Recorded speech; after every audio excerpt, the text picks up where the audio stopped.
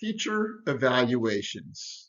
That phrase strikes fear into new teachers, even veteran teachers. I've been doing this 28 years and I'm still not thrilled when I have an evaluation. So I would tell you that it's normal to be nervous about teacher evaluations, no matter how long you've been doing this. But especially if you're new, I'm going to give you a pro tip that I almost guarantee you've never heard before. So if you watch this video until the end, I'm going to give you a pro tip that will help you to just nail your next evaluation, regardless if it's your first evaluation, if you're nervous, if you've had a bad one, some things you can do to change it.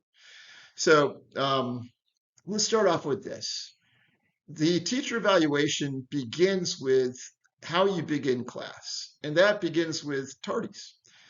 So every day that you teach is a dress rehearsal for your next evaluation, and you have walkthroughs and everything else. So get used to practicing.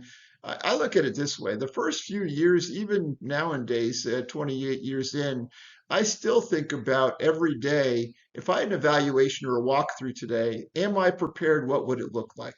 So it begins with attendance, which is making sure all of the students are arriving and working before the late bell rings.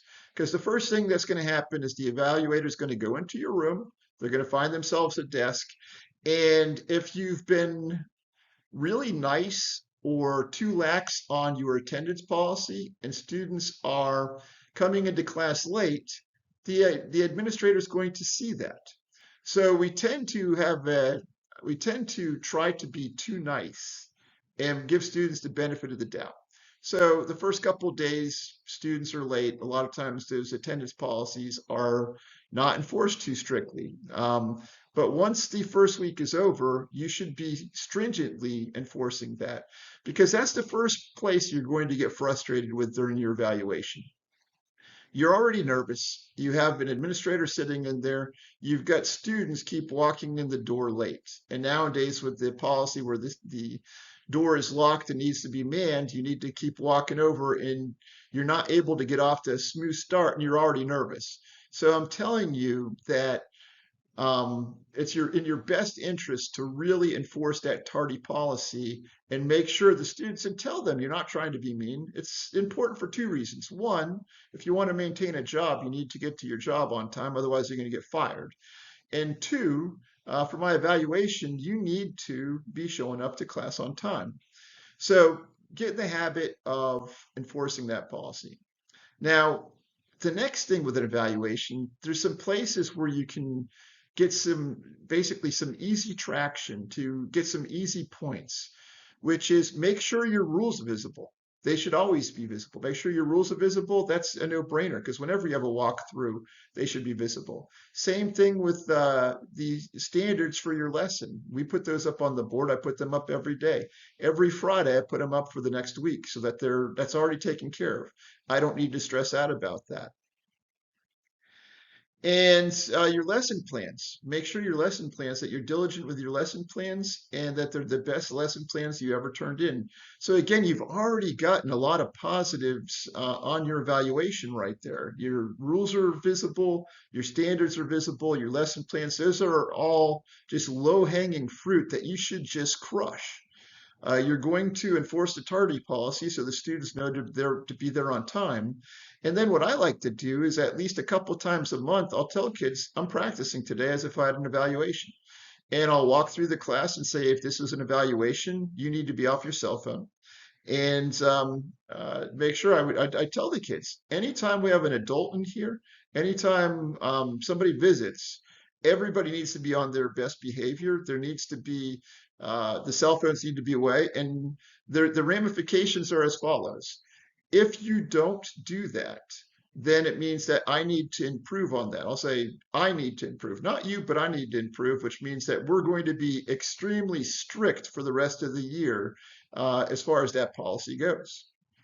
And that puts a little bit of pressure on them to make sure that they are adhering to whatever your standards are. Now, here's the pro tip I talked to you about. Usually, administration will allow you to select the class period that they're going to come in and evaluate. At least they have with me and most of my colleagues. If they allow you to select the class period, what I would do is before you have your evaluation, invite one of your colleagues in to come into the class with a pad of paper and a pencil and have them sit in the back of the class for half an hour taking notes. And two things. One, find out how the kids respond to that so that you know where you need to troubleshoot. And two, ask them for their notes to the areas they think that an administrator may ding you. This way, it's a no judgment zone. You've got a colleague that you trust that has taken notes of things they think an administrator may have an issue with so that you can get ahead of them. And then practice fixing those things and maybe bring that colleague in another time and see if you've corrected them to that colleague's standards. And so now you've had a couple practices. Again, in life, what I found is everything is about practice, practice, practice. So bring a colleague in, have them take notes, and then make your necessary adjustments. The final thing I would say is this, is self-awareness. Make note to yourself when you do these practice runs, where do I think I would lose points with an evaluation? What do I think an administrator would see? But again, I'll tell you, it all begins with that initial beginning of the class and making sure the students are getting there on time, because if they're not, there's nothing more frustrating than when you're nervous is to keep being disrupted as you try to get traction. So that's where I think a lot of people really make a mistake is it builds upon itself, is that if you don't get off to a smooth start, then the rest of it you're just kind of struggling through. And it begins with getting those kids to class on time, having something for them to do once they get there, and practicing with a colleague. I hope this helps. You guys go out there and crush your evaluations and keep being awesome. Talk to you soon. Colster out.